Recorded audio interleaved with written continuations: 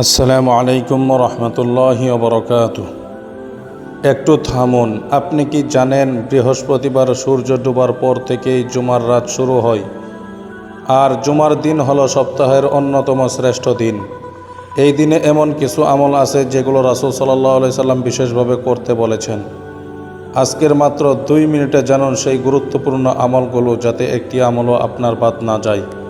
জুমার রাত শুরু হচ্ছে, আমলগুলো মিস করবেন না। প্রথম আমল, বেশি বেশি দুরূদ শরীফ পাঠ করা। রাসূল সাল্লাল্লাহু আলাইহি সাল্লামের উপর বেশি বেশি দুরূদ পাঠ করা। আল্লাহ তাআলা কুরআনে বলেন, সূরা আহজাবের 56 নম্বর আয়াতে, ইন্নাল্লাহা ওয়া মালাইকাতাহু ইউসাল্লুনা আলান নবী ইয়া আইয়ুহাল্লাযীনা আমানু সাল্লু আলাইহি ওয়া সাল্লিমু তাসলিমা। অর্থ, নিশ্চয় আল্লাহ ও তার ফেরেশতাগণ নবীর প্রতি দুরূদ পাঠ করেন। হে মুমিনগণ, তোমরাও তার প্রতি দুরূদ পাঠ করো এবং যথাযথভাবে সালাম পেশ করো।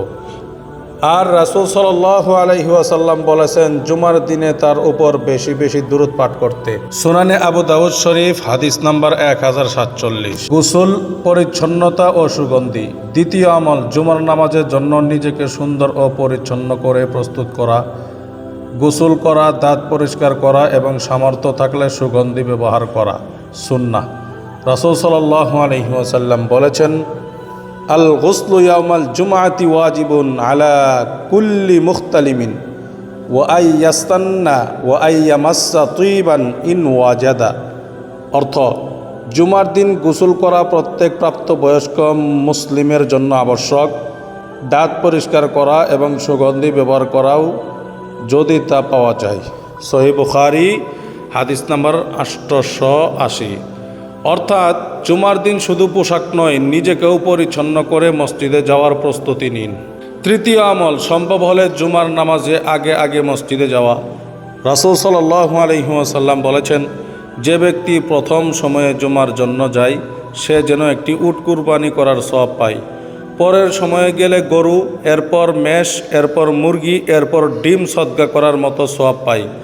আর ইমাম খুতবার জন্য বের হলে ফেরেশতারা খুতবা শুনতে উপস্থিত হন। সহিহ বুখারী, হাদিস নাম্বার 881।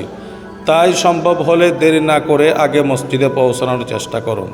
চতুর্থ আমল, জুমার দিনে বেশি বেশি দোয়া করা। কারণ রাসূল সাল্লাল্লাহু আলাইহি সাল্লাম জানিয়েছেন জুমার দিনে এমন একটি বিশেষ সময় রয়েছে যে সময়ে কোনো মুসলিম আল্লাহর কাছে কল্যাণের কিছু চাইলে আল্লাহ তাকে তা দান করেন। আলহামদুলিল্লাহ। দলিল, সহিহ বুখারী, হাদিস নাম্বার 935, সহিহ মুসলিম, হাদিস নাম্বার 852। তাই জুমার দিনে নিজের জন্য, বাবা মায়ের জন্য, পরিবার ও পুরো উম্মাহের জন্য বেশি বেশি দোয়া করুন।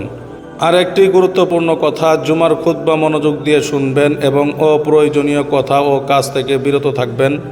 হাদিসে এসেছে, যে ব্যক্তি উত্তমভাবে ওযু করে জুমায় এসে মনোযোগ দিয়ে খুতবা শুনে ও নীরব থাকে, তার এক জুমা থেকে পরবর্তী জুমা পর্যন্ত গুনাহ ক্ষমা করা হয় এবং আরও 3 দিনের গুনাহও মাফ করা হয়। আলহামদুলিল্লাহ, সুবহানাল্লাহ। সুনানে আবু দাউদ, হাদিস নাম্বার 1050। হাদিসটি সহিহ। আজকের ভিডিওটি যদি আপনার উপকারে আসে, একজন মুসলিম ভাই বা বোনের কাছে অবশ্যই শেয়ার করুন আর কমেন্টে লিখুন আল্লাহুম্মা সাল্লি আলা মুহাম্মাদ। আল্লাহ আমাদের সবাইকে এই জুমার দিনের সুন্নাহ আমলগুলো পালন করার তৌফিক দান করুন। আমিন।